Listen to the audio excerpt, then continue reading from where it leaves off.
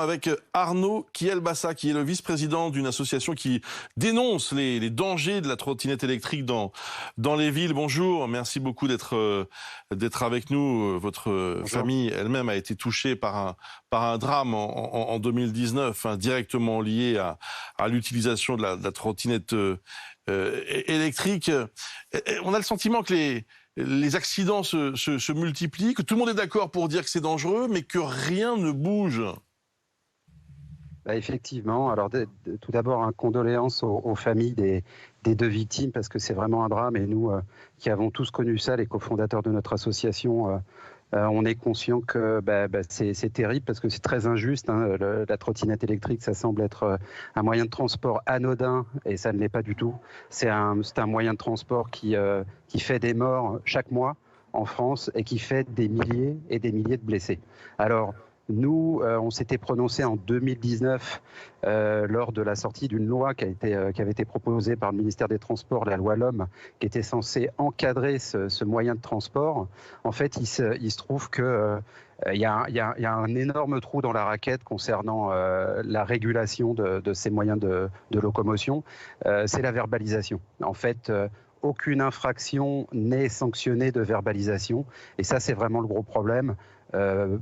Regardez autour de vous, voyez ce qui se passe sur l'espace public.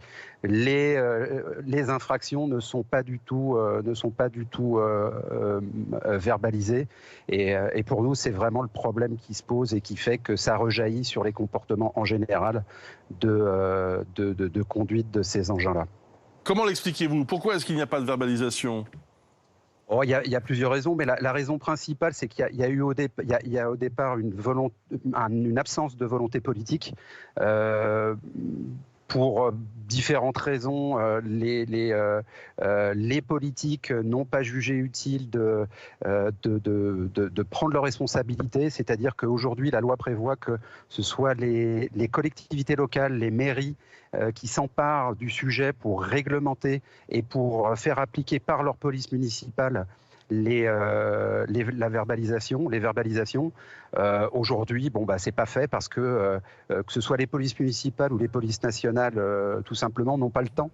Elles ne sont pas formées, elles n'ont pas d'instruction.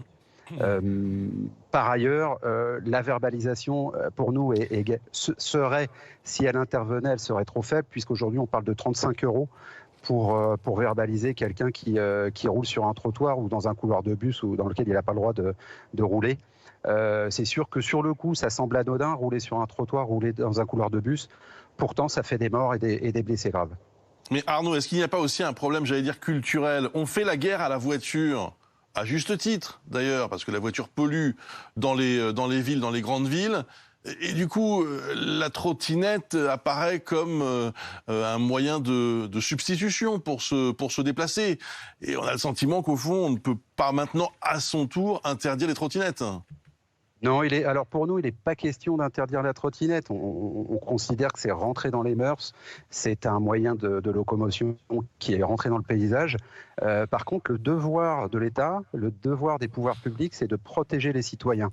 Aujourd'hui, vous avez deux adolescents hier, qui décèdent parce qu'ils roulaient de façon tout à fait innocente, parce qu'ils savaient peut-être même pas que ça pouvait s'avérer dangereux pour leur vie, qui roulaient dans un couloir de bus. Et vous avez deux ambulanciers qui, eux, sont traumatisés à vie parce qu'ils ont tué deux adolescents.